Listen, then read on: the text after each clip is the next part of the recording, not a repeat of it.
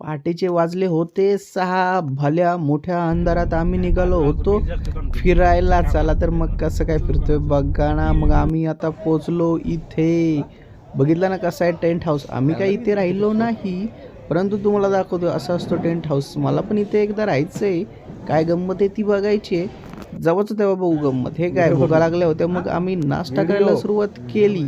मिसळ, अंडा भुर्जी आणि पोहे पण होते. आणि मग आम्ही गेलो बोटीकडे. पण बोटीकडे विषय काय होता, कमीत कमी 12 जणं पाहिजे होती. 3700 रुपये भरा, एक जण या किंवा 12. मग आम्ही काय 9 जण गोळा केली इकडची तिकडची, आम्ही 12 जण निघालो.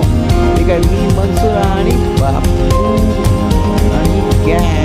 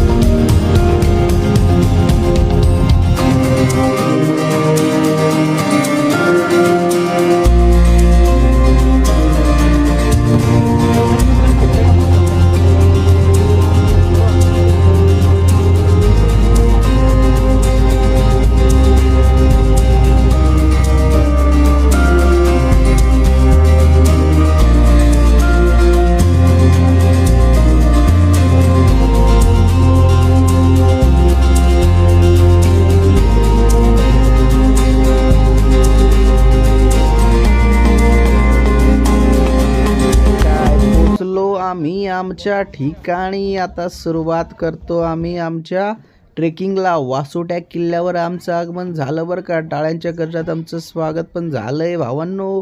आम्ही पहिल्यांदा गेलो कुठे, एंट्री पॉईंटला. हे बघा, मिलिटरीच्या गणवेशात असले तिथलीच लोकलची माणसं इथे आम्हाला चेकिंग करायला लावलं. सगळं बघितलं तुम्ही, काय काय आणलंय काय काय नाही. आणि मग आम्ही सुरुवात केली. आणि खूप स्वच्छता आहे बरं का इथे ना. चॉकलेट झाली आपण घेऊन गेलो ना बरोबर, तर त्याची देखील नोंद होते. आणि येताना ते चॉकलेट जमा करायचं असतं, नाहीतर ऑलरेडी आपल्याकडून 500 रुपयाचं डिपॉझिट घेतलं जातं. हे काय, आम्ही 12 जण बोटीतले 30 सगळी जण चाललो होतो फिरायला. हा मनसूर आणि बापू दोघांचं काय डिस्कशन चाललेलं काय माहीत. हे बघा, पाणी बघताना इतकं स्वच्छ पाणी आहे ना, काय बोलायला नको. सगळं आतला तळ दिसतो. आणि इथं तुम्ही, आणि हा मोशा, काय मोशा फोटो काढायच्या नादात होता. आणि हे बघताना तुम्ही आजूबाजूला निसर्ग, पायवाट वगैरे खूप सुंदर, दगडी बिगडी, इतकी स्वच्छता ना. आणि आम्हाला हे मारुतीचं मंदिर लागलं. पाऊस पाहिजे, पावसाळ्याचं सीझन असताना तर एवढं भारी दिसलं असतं ना, हे काय बोलाय नको. पण जाऊ द्या, मारुतीचं दर्शन घेतलं आणि आम्ही चाललो पुन्हा एकदा आमच्या वाटेला. अहो लय भारी आहे बरं का. आणि हे काका आम्हाला मध्ये भेटले, ते सरबत घेऊन आले होते बाटलीमध्ये बरं का. आम्ही काय घेतलं नाही, कारण की आमच्याकडे ऑलरेडी 3-4 पाण्याच्या बाटल्या होत्या, त्यामुळे आम्हाला काही गरज नाही वाटली म्हणून आम्ही नाही घेतला. आणि तुम्ही बघताय हा निसर्ग, काय बोलाय नको. हे पहा, पायऱ्या पण आहेत. तसं चालण्याचं नियोजन चांगल्या पद्धतीचं आहे तिथे, त्याच्यामुळे काय एवढी अडचण नाही आली. आणि दगड पण ओबडधोबड आहेत, पण चालायला बऱ्यापैकी. तसेच प्लेन पायवाट पण, ही बघताना कशी पायवाट, आजूबाजूला झाडे झुडपे, वेगवेगळ्या प्राण्यांचे पक्ष्यांचे फोटो देखील आहेत. कोणत्या कोणत्या एरियामध्ये कोणते कोणते प्राणी राहतात, अशा पद्धतीनं ही सगळी सिस्टम आहे. आणि आता ह्या काकू 100 रुपयाला सरबत विकत होते. तर एक माणूस म्हणला, ह्यात असलं काय असं तसं. मग मी म्हणलं, अरे तुला घ्यायचं असलं तर घे, नाही तर विषय सोडून दे ना. मग मी घेतलं आपलं. आणि मग अशा तऱ्हेने आम्ही पोचलो किल्ल्यावर. आणि हे तुम्ही बघताना सह्याद्रीचा पर्वत रांगा, काय बोला नको. ज्यावेळेस तुम्ही समोरून बघाल ना, त्यावेळी इतकं जबरदस्त दिसते ना, हे काय बोलाय नको. पिरॅमिड्स जसे असतात का नाही, त्या टाईपमध्ये. स्वित्झर्लंड वगैरे काय असेल ना, ते व्हाईटमध्ये. पण आमचा सगळं हिरवगार. आता काय जरा पाऊस कमी झाला आहे ना, नाहीतर हे पूर्णपणे हिरवं असतं बरं का. हिरवी शाल पांघरलेली असते. भुका लागलेल्या होत्या 2 डबे घेतले होते 120-120ला 240 रुपयाचे आणि भेळीबिळ असं चकना बिकणा आम्ही बरोबर घेतला होता. जेवलो मग परत पुढे मेन ठिकाणी देवळं होतं तिथे पण लांबूनच आम्ही दर्शन घेतलं. आणि हे तुम्ही आजूबाजूला बघू शकता भरपूर सारं पब्लिक आहे. पब्लिक 4ही ठिकाणी पसरलेलं आहे बरं का. आता ते तुम्हाला इथे दाखवता येत नाही आहे परंतु मी थोडेफारच पब्लिक दाखवते. इकडून बघा, हे तिकडचं टोक, तिकडचा सगळा डोंगर आणि या ठिकाणावरून इकडून इथपर्यंत आम्ही चालत आलो आहे. म्हणजे कितीतरी किलोमीटरचा हा प्रवास. त्या नदीपासून आम्ही इथपर्यंत वर चालत आलो. म्हणजे केवढी भली मोठी नदी दिसते ना तुम्हाला. लई डेंजरस काम आहे. खडतर म्हणजे काय बोलायला नको, खूपच खडतर प्रवास होता. हे काय इथून हे दिसताना दिसते सोपं परंतु लईच अवघड आहे बाबा. काय तुम्हाला पाय बी घसरला तर डायरेक्ट त्या तिवडूशावरनं चालायला पण खाली इकडे तिकडे नजर गेली तरी ते भीतीदायक वाटते. आता हा या माणसाने खूप रिस्कमध्ये फोटो काढला आहे बरं का. फोटो काढणाराच वाईब झाला होता. आणि हा मी बघा कसा आहे, डेंजर काम आहे का नाही. हां, आणि हे पुन्हा एकदा तोच डोंगर, ते 4ही साईडनं वेगवेगळ्या अँगलनं मी तो डोंगर शूट केला आहे. आणि इथं आम्हाला कोणतरी म्हणलं कारण तिकडे पलीकडे दरी आहे म्हणून आम्ही पायवाट कशी शोधून तिकडे गेलो तर खरंच त्या साईडला दरी होती. आणि मी तर झोपून दरी बघितली बरं का.